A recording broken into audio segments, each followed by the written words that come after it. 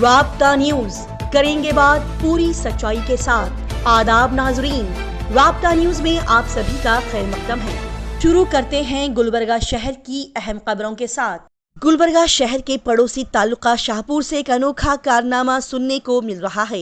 जी नाजरीन, गुलबर्गा के पड़ोसी और करीबी तालुका शाहपुर से सैयद जिलानी नामी एक शख्स हज 2024 आने वाले साल के हज के लिए पैदल सफर कर रहे हैं। जी हां, सैयद जिलानी जो कि शाहपुर तालुके के रहने वाले हैं, साल 2025 में होने वाले हज के सफर के लिए पैदल सऊदी अरब जाने के लिए 28 जून 2024 को शाहपुर से रवाना हुए और कल इतवार के दिन सैयद जिलानी गुलबर्गा के हमजा मस्जिद को पहुंचे और रात का क़ियाम करने के बाद पीर की सुबह वो अपने गुलबर्गा से हज के आगे के सफ़र के लिए रवाना हुए।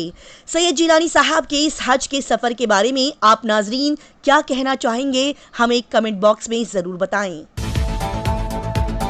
गुलबर्गा शहर में आजकल तेज और लगातार बारिश रोजाना देखने को मिल रही है और इसी तेज तूफानी हवाओं और जबरदस्त बारिश के चलते कुछ न कुछ खतरनाक वाकयात पेश आ रहे हैं। जी नाजरीन, गुलबर्गा शहर के आजादपुर रोड पर लगे हुए स्ट्रीट लाइट पिल्लर का बॉक्स जो कि खुला हुआ था, उसमें बुरी तरह से स्पार्क निकलते हुए आग भड़क उठी। जी हां, कल रात हुई तेज बारिश के चलते आजादपुर रोड पर कायम स्ट्रीट लाइट पिल्लर पर लगे बॉक्स में बुरी तरह से आग लगी, जो कि ऐसी भड़की के देखते ही देखते बॉक्स जलकर खाक हो गया। लिहाजा इसको देखते हुए जहन में कई सारे सवालात उठते हैं कि ये तेज आग और भड़ककर आसपास से जा रहे लोगों को पकड़ सकती थी या फिर आसपास भी फैल सकती थी। इस हादसे में किसी की जान भी जा सकती थी। इन्हीं सभी बातों को देखते हुए हम यहाँ के जिम्मेदारान और कॉरपोरेटर से पूछना चाहते हैं कि लापरवाही का जिम्मेदार आखिर कौन है। अगर इस हादसे में लगी हुई आग या इस खुले स्ट्रीट लाइट बॉक्स से किसी को गलती से करंट लग जाता तो फिर इस गैर जिम्मेदाराना हरकत और लापरवाही के लिए कौन जिम्मेदार होता। ये सभी हालात को देखते हुए हम इस एरिया के तमाम जिम्मेदारान, कॉरपोरेटर, सोशल वर्कर से गुजारिश करते हैं कि जल्द से जल्द इस बॉक्स की मरम्मत करते हुए इसको अच्छे से ढककर सेव कर दिया जाए और इसी तरह के और भी लाइट के पिलर्स का मुआयना करते हुए आवाम की हिफाजत के लिए अक़दामात उठाए जाएं।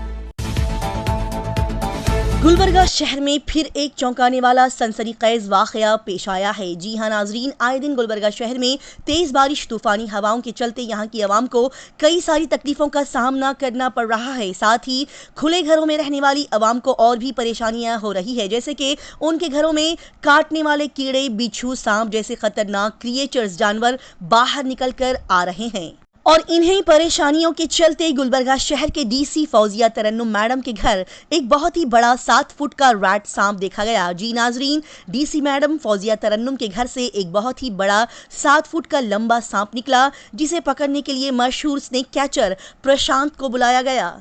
हाँ, प्रशांत, जिसने 1000 से ज्यादा सांप पकड़े हैं, उन्होंने डीसी फौजिया तरन्नुम मैडम के घर में पाए गए 7 फुट लंबे सांप को भी पकड़ा। अपनी जान को खतरे में डालकर प्रशांत ने थोड़े वक्त में ही सांप को पकड़ा, जिसे देखकर फौजिया तरन्नुम मैडम ने प्रशांत की बड़ी तारीफ की और उनका शुक्रिया अदा किया।